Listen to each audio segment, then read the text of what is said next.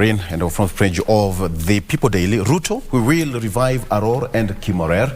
We will revive Arror and Kimwarer. The president says that he knows what the whole issue about the two dams, and he's aware, and say that he will make sure that they will be done to their full completion during his tenure.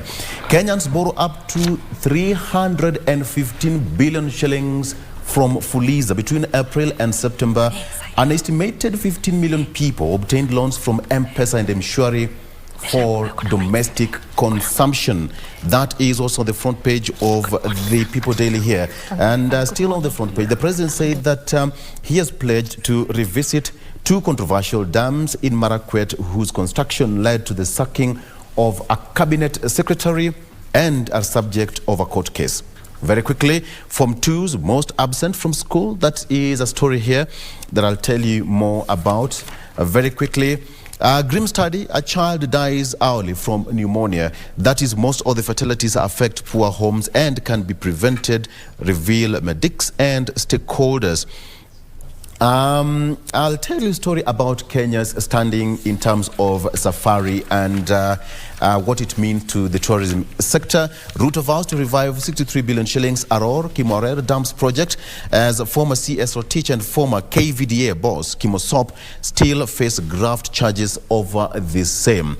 The president said that the two were among more than 1,000 dams lined up for construction, and the silting to address perennial water shortages and food security. IG Koome talks staff on police extortion.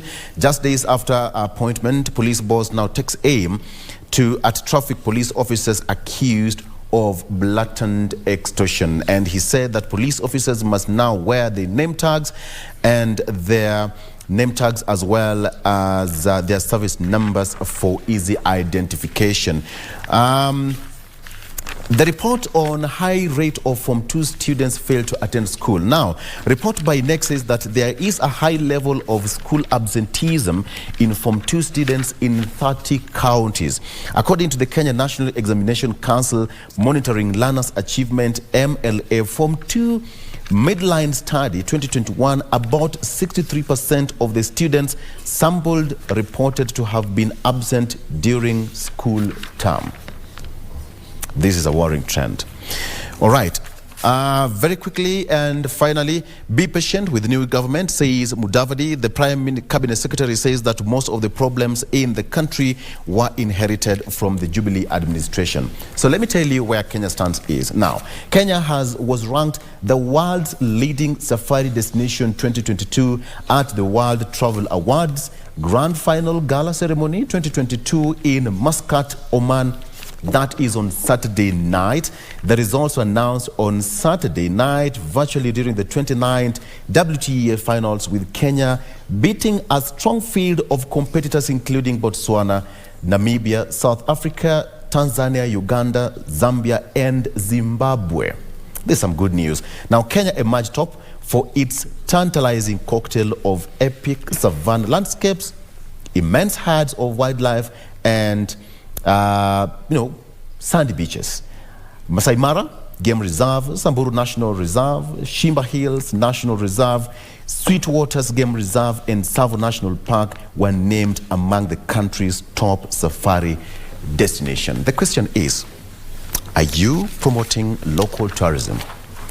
Very fast and finally, on the front page of the Star newspaper, Azimio fallout, why ODM is unapologetic. Jubilee and KANU have threatened to abandon coalition over parliamentary jobs. You can take a look at that story of one MP, Salah Yakub, MP behind push to scrap term limit for president. Very quickly, the story about Azimio fallout, where now ODM is unapologetic. Some party officials feel that Raila will not contest again, so they have absolutely nothing to lose. Women say that infertility made their marriages stronger. However, majority still say that treatment process is slowly killing relationships. You can take that story on page 3 of the Star newspaper. All right, 140 state agencies miss performance targets appraisal. We have 140 of them.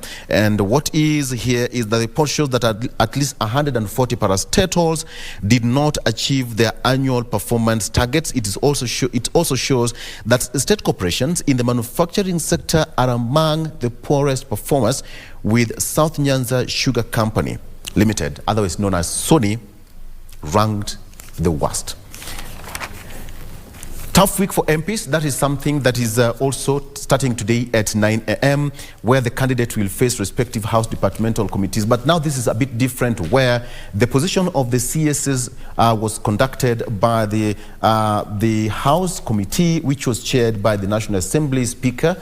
But this one will now be under the House departmental committees. Now today we have got 11 candidates facing the committees, starting with Cabinet Affairs, Julius Korir; National Treasury, Chris Kipto; Crop in Development, Philip Harsame; Interior, Raymond Omolo. We have got Livestock, PS, Hari Kimutai; Economic Planning, James Muhati; Citizen Services, we have Julius Bitok; Medical Services, Peter Tum; Parliamentary Affairs, Aurelia Rono; we have Health, Josephine Mburu. That will be starting from 9 a.m.